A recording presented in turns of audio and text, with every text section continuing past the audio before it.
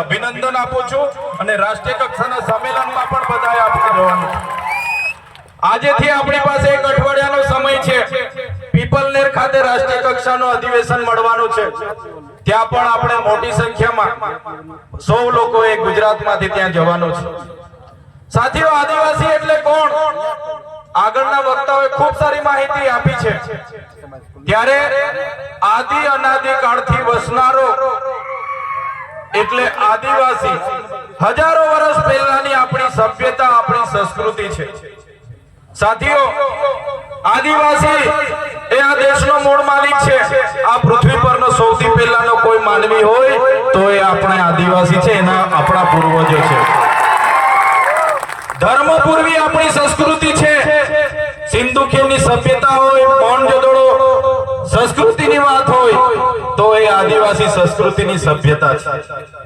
સાથીઓ, આ સંસ્કૃતિ, આ સભ્યતા, આપણી રૂઢી પરંપરાઓ, આપણી પ્રથાઓ, પૂજા વિધિ, આપણા રીત રિવાજો, આપણી રહેણી કહેણી, આપણી બોલી ભાષા, આપણા પહેરવેશ, આપણા વાજિત્રો, આપણા ઓજારો સચવાઈ રહેશે તે જ દિવસે આપણે આદિવાસી તરીકે બચી જઈશું. નહીં તો આવનારો સમય આપણા માટે કપરો સમય આવવાનો છે.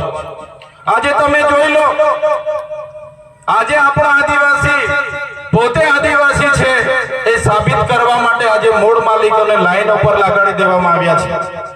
આગળ ઓસરદાદાએ કીધું કે આજે આપણે આદિવાસીને મૂળ માલિક કહીએ છીએ, પણ આજે મૂળ માલિકની પરિસ્થિતિ આ સરકારોએ મજબૂરન આજે આપણને મજૂર બનાવી દીધા છે. આજે મૂળ માલિક 5 કિલો ચોખા અને 3 કિલો ઘઉં માટે 2 દિવસો લાઈન પર ઉભો રહે છે. આ પરિસ્થિતિ આપણી છે. દુઃખ સાથે કહેવું પડે છે કે આઝાદીના 78 વર્ષ પછી પણ આપણી આ પરિસ્થિતિ છે. સાથીઓ, આજે માસ્તરો માટે આપણે આંદોલનો કરવા પડે છે. તમે અમે બધા સારી રીતે જાણીએ છીએ. નસવાડી હોય, સંખેડા હોય કે છોટાઉદેપુર જિલ્લા હોય, આજે શિક્ષકો માટે આપણે 100 બધા ધરણાઓ કરીએ છીએ, આવેદનો આપીએ છીએ, નિવેદનો કરીએ છીએ, સરકાર મુર્દાબાદ જિંદાબાદ કરીએ છીએ. છતાં આપણા વિસ્તારમાં શાળાઓ નહીં હોય, શિક્ષકો નહીં હોય તો આવી પરિસ્થિતિ આજે પણ આપણી છે. આ વરવી વાસ્તવિકતા છે. કેમ આ પરિસ્થિતિ આપણી બની છે? કેમ કે આપણે બધા પહેલા પક્ષ પાર્ટીમાં વેચાઈ ગયા છે, આપણે બધા ધર્મ સંપ્રદાયમાં વેચાઈ ગયા છે, આપણે બધા નાના મોટા સંગઠનો બનાવીને વેચાઈ ગયા છે. આપણામાં એકતા નથી. એટલા માટે આજે આદિવાસી સમાજની આ હાલત છે. સાથીઓ, દેશમાં 8% આદિવાસી છે. ગુજરાતમાં વાત કરું, આદિવાસી કોમ્યુનિટીની વસ્તી 15% છે. છતાંય આપણી હાલત, આ પરિસ્થિતિ, આપણી પરિસ્થિતિ આ છે. આપણે બધાએ સ્વીકારવું પડશે.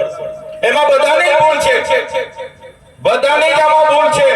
વધારે કોઈની ભૂલ હોય તો અનામત આદિજાતિની બેઠકો પરથી ચૂંટાતા ધારાસભ્ય અને સંસદ સભ્ય, અમારા જેવા નેતાઓની પહેલી આમાં ભૂલ છે. અમારા જેવા નેતાઓ પોતાના સ્વાર્થ માટે, પોતાના પાર્ટી માટે સમાજને એકબીજા સાથે લડાવી રહેલા છે.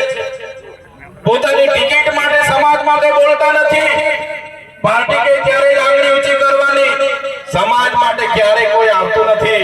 ત્યારે સાથીઓ, આપણે બધા હવે એક થવાની જરૂર છે. ચૂંટણીઓ તો આવશે ને જશે, ચૂંટણીઓ લડશું, જીતશું, બધું થવાનું છે.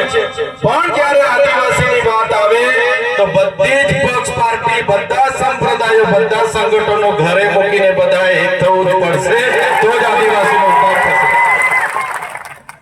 સાથે આજે આદિવાસી વિસ્તારની વાત કરીએ. આગળના વક્તાઓએ કીધું કે અમારા કેવડિયામાં અમારી આ હાલત બનાવી દીધી છે. એવી જ રીતે નર્મદા ડેમના વિસ્થાપિતોની પણ આગળ મુલાકાતો કરી, એવી જ રીતના ગઢડા વિસ્તારના વિસ્થાપિતોની પણ મુલાકાતો કરી, એ રીતના ઉકાઈ ડેમના વિસ્થાપિતોનો પણ આગળ અમે મુલાકાત કરી ચૂક્યા છીએ. જીએમડીસી ના લોકો સાથે પણ અમે મળ્યા છીએ, જીઆઈડીસી માં જમીનો ગયેલી છે એ લોકો સાથે પણ અમે મળ્યા છીએ.